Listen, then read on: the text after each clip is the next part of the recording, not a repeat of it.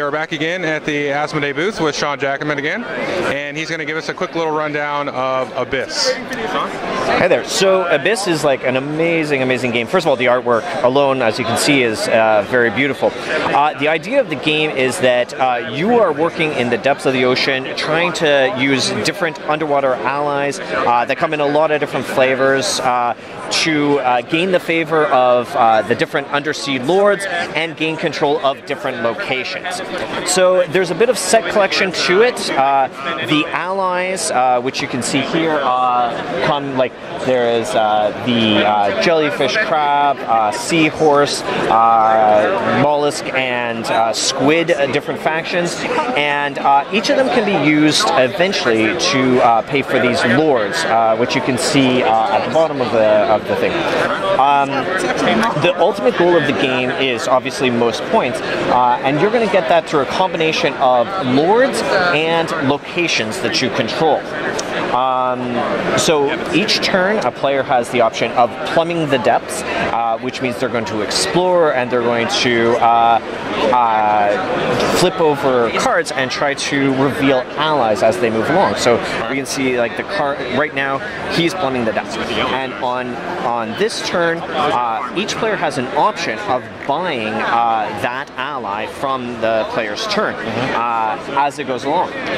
Once you've bought an ally, you're sort of out for that round, and the active player will get to keep revealing until they find something either that they want to take themselves, or a monster is revealed. And as monsters are revealed, you have the option of either fighting them for a reward or leaving the monster for the next person, and the monster track advances and the reward becomes greater as you move along. All right.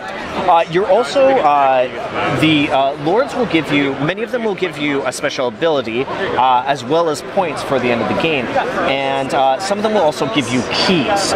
Once you've acquired 3 keys, you have the option of acquiring a location. These locations will help you with end game scoring. So they can help you in different ways. They will help you with lords, allies, and then also locations themselves. Okay. Yeah. So really, really low barrier for entry to the game. Beautiful artwork and high replay value to it. And so these pearls here, that's the money? That is, yes. Those are the currency of the game. And those little buckets come with it? Yep, absolutely. And they're pretty fun. Just to, I mean, besides maybe Splendor for playing with between turns, they're pretty much the tops for that.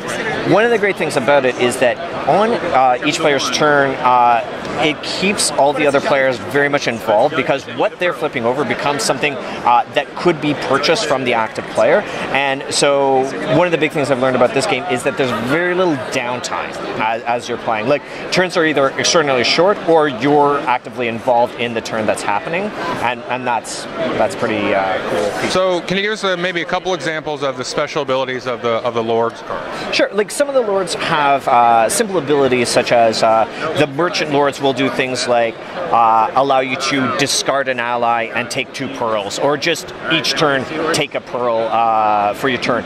Up to the Soldier Lords, who will do an active attack on some of the other players. So depending on sort of which allies you've collected, it'll unlock different lords for you that can help you financially.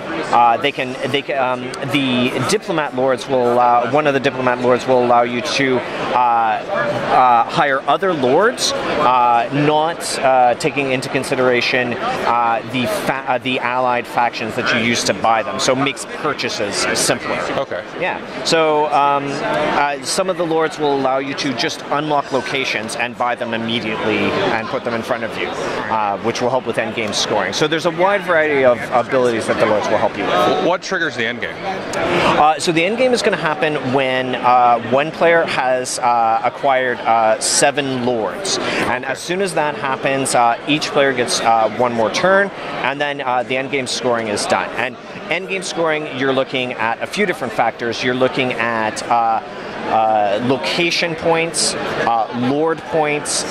You will score points for some of the allies that you've been able to keep with you, and you also score points for defeating monsters. As you go along, you'll have the ability to fight the monsters, and that will give you a token worth 2 to 4 points. Okay. And you'll score all of that out. It's a little bit of a scorecard that's included in the game, so you kind of go through it step by step, Gotcha. scoring it out as you go along.